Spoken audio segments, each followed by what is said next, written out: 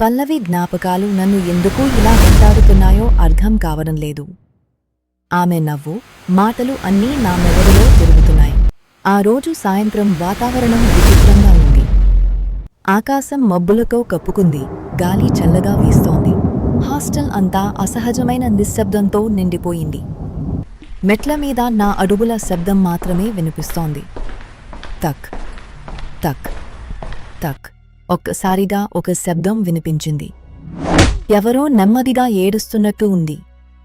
నా గుండె వేగంగా కొట్టుకోవడం మొదలైంది. ఆ ఏడుపు మా రూమ్ నుంచే వస్తోంది. లోపల ఎవరు ఉంటారు? నా చేతులు వణికాయి, కానీ ధైర్యం తెచ్చుకుని ముందుకు నడిచాను. నేను ఆ డోర్ తెరిచాను.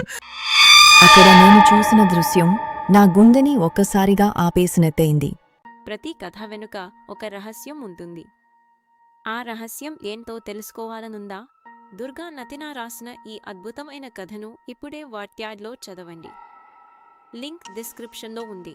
మరిన్ని థ్రిల్లింగ్ కథల కోసం మా ఛానల్ని సబ్స్క్రైబ్ చేసుకోండి.